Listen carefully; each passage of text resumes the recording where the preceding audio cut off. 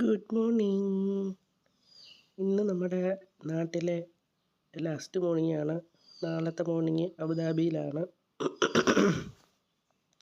നല്ല തണുപ്പുണ്ട് രാവിലെ എഴുന്നേറ്റ് കഴിഞ്ഞപ്പം.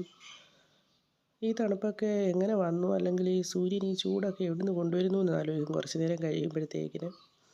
ഇപ്പം വെളിയിലോട്ട് ഇറങ്ങി കഴിഞ്ഞ് കഴിഞ്ഞാൽ പകൽ മൊത്തം തണുപ്പാണെന്ന് നമുക്ക് തോന്നും. നല്ല സുഖമുള്ളൊരു തണുത്ത കാറ്റ്, മഞ്ഞൊക്കെ ഉണ്ട്. അക്കരെ മലയിലൊക്കെ നല്ല മഞ്ഞൊക്കെ ഉണ്ട്, കണ്ടില്ലേ. ഇന്നങ്ങനെ നമ്മൾ ഈവനിങ്ങിലാണ് പോകുന്നത് എയർപോർട്ടിലോട്ട്. നാളെ ഏർലി മോർണിംഗിലാണ് നമ്മുടെ ഫ്ലൈറ്റ്. അബുദാബിക്ക് 5 മണിക്കാണ് ഫ്ലൈറ്റ്. അപ്പം ഇന്നൊരു ദിവസം കൂടിയേ ഉള്ളൂ നാട്ടിൽ.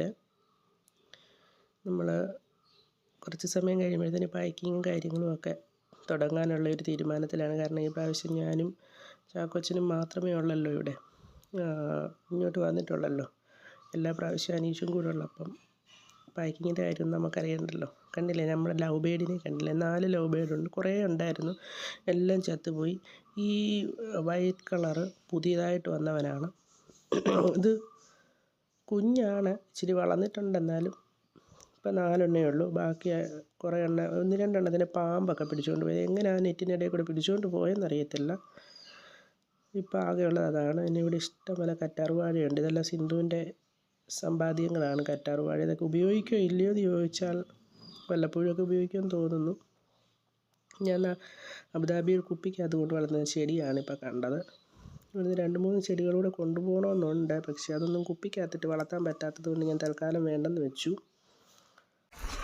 അച്ചാച്ചൻ കുറച്ച് ഇലകളുമായിട്ട് പിന്നീടെടുത്തോട്ട് പോകുന്നുണ്ട്. എന്താ അച്ചാച്ചൻ, തുളസിയിലയോ തിന്നുവോ?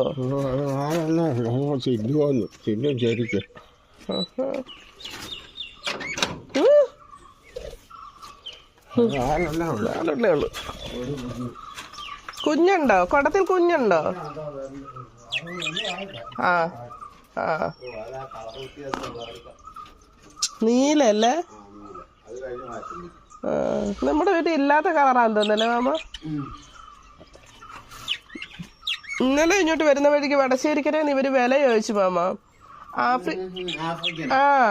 ഒരെണ്ണത്തിന് 1000 രൂപ. രണ്ടുപേരും കൂടെ. അച്ചാച്ചനോടോ? ഇല്ല, അച്ചാച്ചനോട് പറഞ്ഞില്ല. അവന്മാർ 2 പേരും കൂടെ നോക്കാൻ പോയത്.